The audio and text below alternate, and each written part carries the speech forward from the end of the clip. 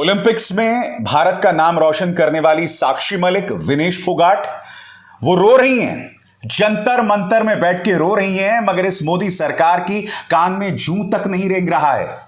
महिला और बाल विकास कल्याण मंत्री स्मृति ईरानी, जिनका एकमात्र काम राहुल गांधी को ट्रोल करना, उन पर निशाना साधना, उनके मुंह से एक शब्द नहीं निकला है दोस्तों।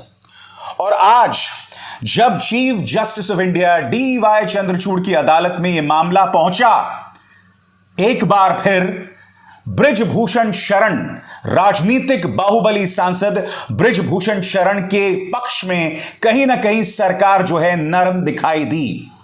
उन्होंने क्या कहा मैं कुछ देर बाद में आपको बतलाऊंगा दोस्तों, मगर सबसे पहले यह वीडियो देखिए। जब खेलों में भारत का नाम रोशन किया था हमारे इन खिलाड़ियों ने, तो देखिए प्रधानमंत्री नरेंद्र मोदी ने किस तरह से अपने घर बुलाकर इन खिलाड़ियों को सम्मानित किया था। क्यों? क्योंकि अपने घर बुलाने से प्रधानमंत्री नरेंद्र मोदी को राजनीतिक फायदा मिल रहा था, वोटों का फायदा मिल रहा था दोस्तों, इसीलिए उन्होंने अपने घर पर बुलाया। अब जंतर मंतर की यह तस्वीर देखिए, साक्षी मलिक की आंखों में आंसू हैं, विनेश फोगाट रो रही हैं जंतर मंतर पर बैठकर, मगर किसी की कान में जूं तक नहीं रेंग रही है दोस्तों। यह तस्वीर देखिए दोस्तों, चादर ओढ़े हमारे खिलाड़ी जो हैं जंतर मंतर की जमीन पर पड़े हुए हैं, किसी की कान में जूं नहीं रेंग रही। वो प्रधानमंत्री नरेंद्र मोदी जो वोटों के फायदे के लिए अपने घर पर इन खिलाड़ियों को बुलाते हैं, आज वो खिलाड़ी जमीन पर पड़े हुए हैं, इनकी कोई सुध नहीं ले रहा है। सुप्रीम कोर्ट में क्या कहा है मोदी सरकार ने कुछ देर बाद, मगर पहले मैं आपको 3 वीडियोस एक के बाद एक बताऊंगा। सबसे पहले दोस्तों ये वीडियो देखिए जो आपके स्क्रीन पर है, पूरे स्क्रीन पर देखिए।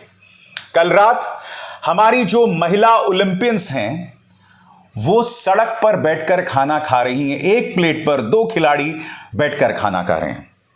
इसमें कहीं ना कहीं उनमें जो बॉन्ड है, उनमें जो रिश्ता है वो दिखाई देता है, मगर कहीं ना कहीं ये एक बहुत बड़ी त्रासदी भी दिखा रही है।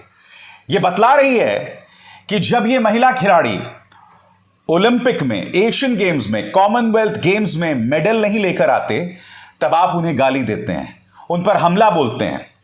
जब वो मेडल लेकर आते हैं तो प्रधानमंत्री नरेंद्र मोदी उन्हें अपने घर में बुलाते हैं, मगर आज उनकी सुध कोई नहीं ले रहा। भारतीय जनता पार्टी तो भूल जाइए, आप जो कि इस देश के नागरिक हैं, आप भी उनकी सुध नहीं ले रहे हैं। मगर आप जानते हैं उनकी त्रासदी क्या है? उनकी त्रासदी यह है कि एक तरफ उन्हें प्रदर्शन करना पड़ रहा है, एक तरफ सरकार उनकी बात नहीं सुन रही है, मगर दूसरी तरफ देखिए इनमें जुझारूपन को देखिए, इनके जुनून को देखिए। ये लोग जंतर मंतर पे प्रैक्टिस कर रहे हैं, पूरे स्क्रीन पर देखिए दोस्तों, और देखते रहिए इस नजारे को। यह बतलाता है कि हमारी ये महिला ओलंपियंस, हमारे ये खिलाड़ी, इनसे बड़ा कोई देशभक्त नहीं है। वो अपनी प्रशिक्षण में, अपनी ट्रेनिंग में कोई कमी नहीं देना चाहते।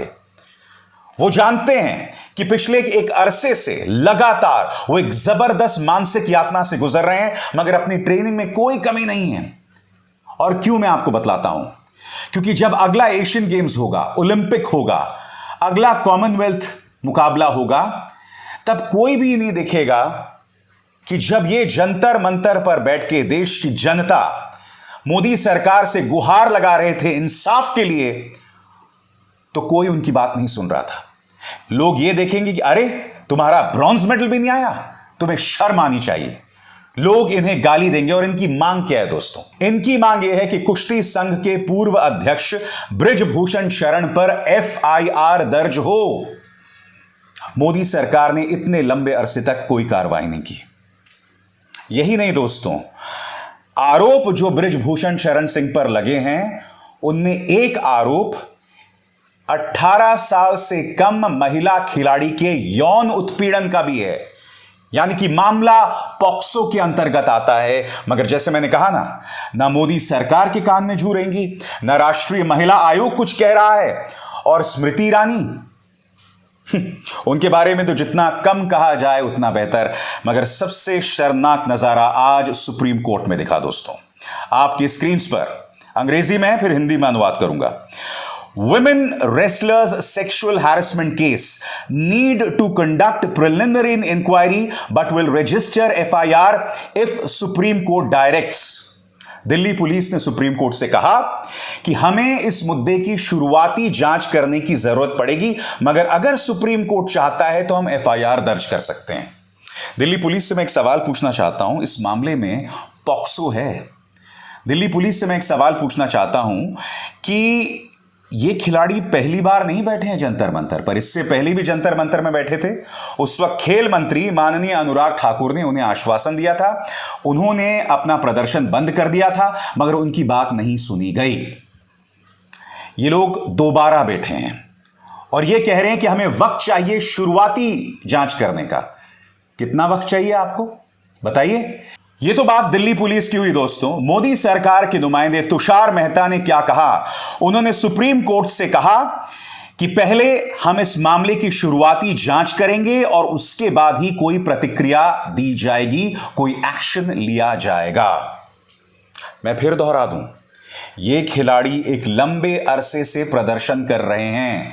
बड़ा प्रश्न ये वो खिलाड़ी हैं जिन्हें ओलंपिक में ब्रॉन्ज मेडल मिलता है, ये वो खिलाड़ी हैं जिन्हें एशियन गेम्स में गोल्ड मिलता है, कॉमनवेल्थ में गोल्ड मिलता है।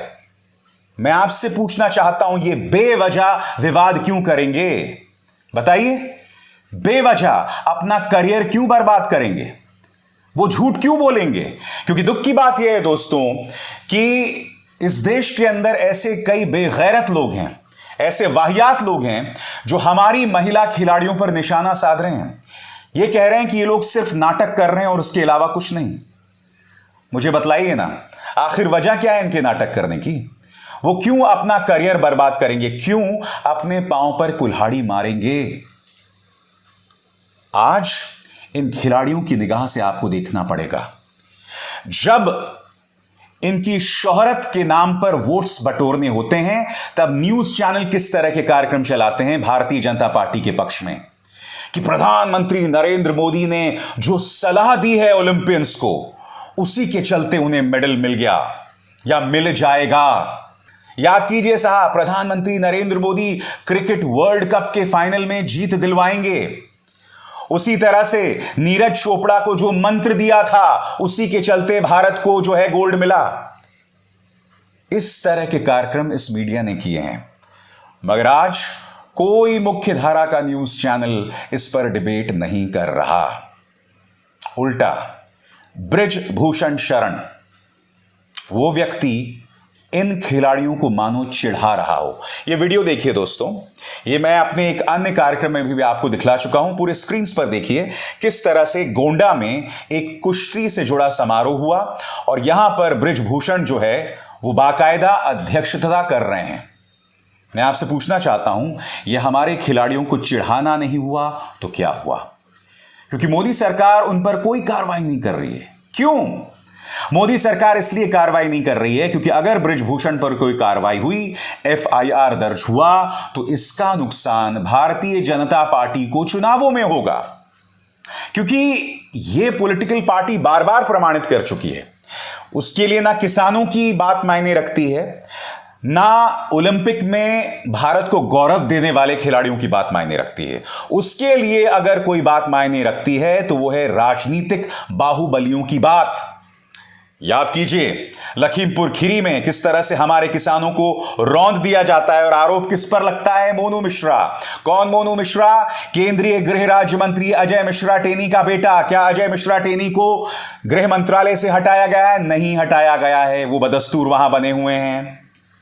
बृजभूषण शरण भी उसी फहरिस्त में आते हैं। उन पर कोई कार्रवाई नहीं की जाएगी क्योंकि इस पॉलिटिकल पार्टी यानी सत्तारूढ़ भारतीय जनता पार्टी को सिर्फ वोट दिखाई देता है और कुछ नहीं। मैं आपको एक सवाल पूछना चाहता हूं, यह बात तो हमारे खिलाड़ियों की हुई, यानी कि इनकी शोहरत पर बीजेपी वोट्स हासिल करना चाहती है। हमारे सैनिकों के साथ भी तो यही हुआ ना। सीआरपीएफ लगातार अपील कर रहा था 14 फरवरी 2019 से पहले कि हमारे सीआरपीएफ के जवानों को हवाई जहाज मुहैया कराए जाएं। लगातार अपील की गई, गृह मंत्रालय ने अनसुना कर दिया। ये तमाम तथ्य हैं सामने, उनकी बात नहीं सुनी गई। मगर जब पुलवामा में वो शहीद हुए, तब आपको याद होगा प्रधानमंत्री नरेंद्र मोदी ने बाकायदा रैली में जाकर कहा था कि क्या आपका पहला वोट पुलवामा पर मिल सकता है क्या? यानी कि आपने उन जवानों को सुरक्षा तो मुहैया नहीं कराई, मगर उनकी शहादत पर आपने वोट्स हासिल किए। यही आप हमारे खिलाड़ियों के साथ कर रहे हैं। कितने बेबस हैं खिलाड़ी कि आज जंतर मंतर पर इन्हें ट्रेनिंग करनी पड़ रही है, क्योंकि वो नहीं चाहते कि मेडल हासिल करने की जो जुगत होती है, जो जद्दोजहद होती है, उसमें किसी तरह की कोई कमी आए। वो लगातार उस जद्दोजहद में लगे रहना चाहते हैं, इसीलिए वो जंतर मंतर में भी ट्रेनिंग कर रहे हैं। आंखों में आंसू हैं मगर फिर भी ट्रेनिंग कर रहे हैं, और उसमें कोई कमी नहीं आ रही है दोस्तों।